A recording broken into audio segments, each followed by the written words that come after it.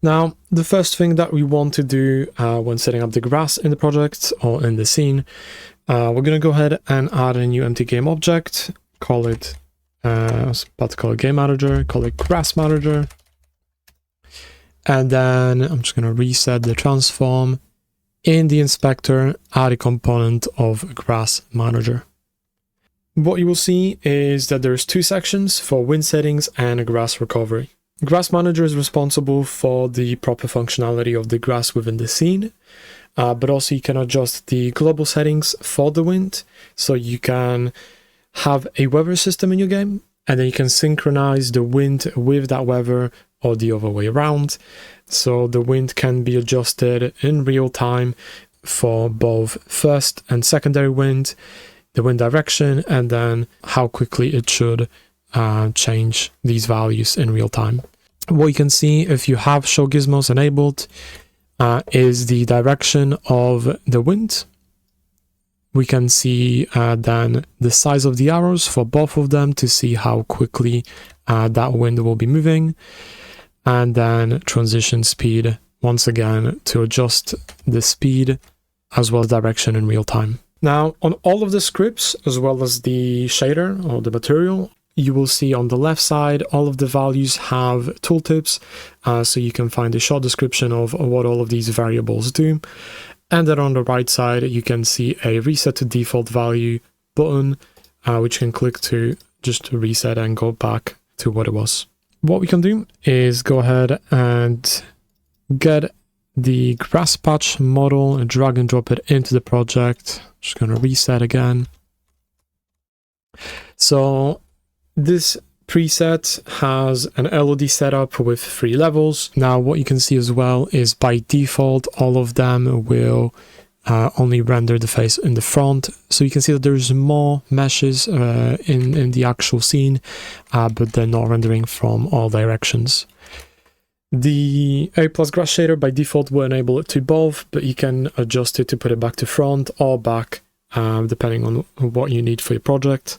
Additionally, what you want to do as well on all of the LODs within the mesh renderer, make sure to set cast shadows to off in order to save up a bit of performance. Make sure that you don't have all of the blades casting shadows, because that will drop your frames by a lot, especially if you have a big field of grass. So next thing I'm going to do is go ahead and create a new material, for example again. And then in the inspector, in the shader, I'm going to go to Atom and A+ grass. I'm going to select all of the LODs and then drag and drop this onto the model. You can see that as I'm dragging it in and assigning it, like I said, it will change it to render it on both. So if I go all the way down to the rendering section, you can see this right here. Now, there is a lot of sections, there's a lot of things to cover, and we're going to go one by one, starting with the base texture. So base texture is the field for the actual sprite that you want to input to render as your grass. So once again, we have 6 different examples included. So if we switch between them, you can see it already rendering. And I'm just going to choose the first one. And obviously it's rendering as white because that is the base of the sprite and base color that we're using as well. So if I change the color, you can see that it's changing obviously the color that we're choosing, and that lets us customize it and fit the environment of the game. Before I do move on to changing the color of the gradient, just really quickly with the base texture, you can also change the tiling and the offset, which is quite useful if you do want to further kind of change the appearance of your grass. But usually you want to keep it by default as the sprite that you have inputted. The texture ramp will simply add a very small gradient to it, but ultimately what it will do is with a different lighting setup in the scene, the grass will be blending better within the rest of the environment, like the ground, if it gets darker or brighter. So if I disable and enable it, you should see a very subtle kind of shift between how bright it is. Now, if I change the lighting, so if I'm just going to go ahead and shift it to be nighttime. If I now go ahead and select the material and delete this, you will see a clear difference between having it and not having it. The grass will, with that texture ramp, blend a lot better with the rest of the environment, and it should kind of have the same color tint as well. And now when it comes to the lighting as well, it is supported, so the lights should be affecting the grass. So you should be able to, the grass obviously kind of influence the grass blades. And same goes for shadows as well. So if I go back to about 30, you'll see that the cube is casting shadow on our grass. And it wouldn't if at the bottom of the material we have the receive shadows disabled. Now, to make the grass look better, we can change it to use gradient. Now, what it will do is override the color tint. So instead of using a basic simple color, it will now be a little bit more stylized because of that gradient. And we can adjust the gradient offset as well as the gradient contrast. And then we can go ahead and change it to, once again, the color of the grass that we want on both top of the blades and then the bottom.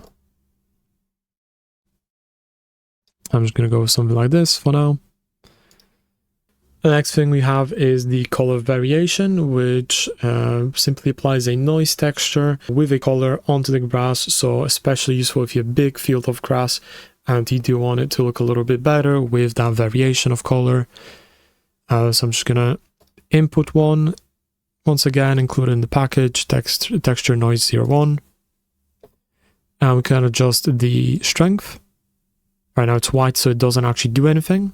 What we can do is adjust the low color as well as the high color, simply meaning the bright and the dark spots of the inputted texture. So I'm going to go ahead and use the high color, which is going to be the bright spots. And I'm going to throw in a tint of red.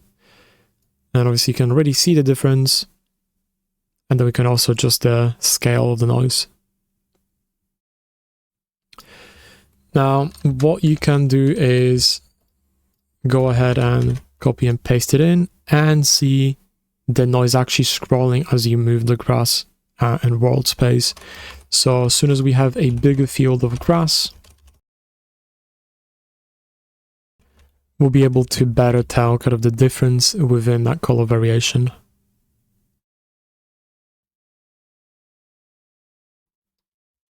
There we go. Now, the next two sections are for interaction and the trail left after the interaction. So that's something that I'm going to skip because that will be included in the next video. We're going to go ahead and look at the wind. So right now the grass is static, it's not moving. So as soon as we go ahead and apply a noise texture, so go wind noise, you'll see that it starts moving, it starts scrolling through that noise texture. By default, I recommend low values because it just feels natural that way. But you can play around with the values. You can have it scrolling really quickly.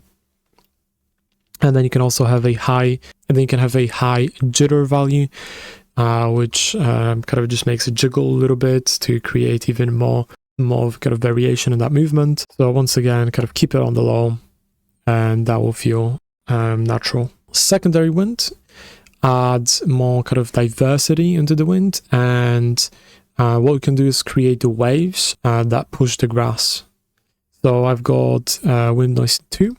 So if I apply that, if I then change the wind blend so that being able to either only use the first wind or the second wind, however, make sure not to put it to 1, it's just going to disable it. So if you put it on 1, you can just disable the winds overall. If you set it anything below that, you will see that now it's using that secondary wind. So occasionally we're just going to see kind of that wave popping up. I'm just going to increase the values so you can see kind of the wave going through the grass. It doesn't really look good on its own, but if blended together with the first one, it can give off a really nice natural effect. And last thing is the perspective correction. So if we enable that, you can see that the grass is moving and trying to face towards the camera. So that's especially useful for top-down games and the top-down setup to make sure that it kind of fills up the gaps between the grass presets and prefabs that you have. Without it, it'll be very noticeable and it's just not going to look that good. So make sure to set that up, but try not go too high because it will start pretty much look like it's stretched as well.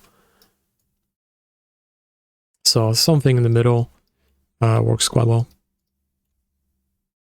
And that covers the setup of the material. Last thing that we want to have a look at is the grass manager. So I'm just gonna position the camera to be looking at the grass. And I'm gonna go ahead and hit play. So if we go on the grass manager, I'm just gonna enable gizmos in play mode. We can now adjust the wind multipliers, so I can make them quite high. And you'll see because the transition speed is small, it will slowly over time start speeding up and kind of make it more windy. And we can do that for the secondary one, which is the waves as well.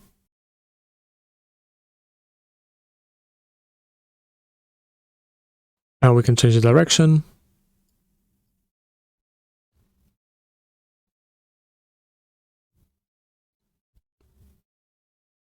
And then we can change the speed of the transition, so it's pretty much instantly changing it. And we can just disable the wind overall if we set them to 0. Now for the grass recovery, it lets you change the values of the recovery of the grass from after the interaction. But once again, that will be covered in the other video for the interactions. So make sure to check that out. But also, if you do want to go over anything else, if you want to make sure that you can come back to something specific, check out the documentation on the website. And other than that, if you have any questions, you can email me, and also you can join the Discord server and just message me directly about this asset.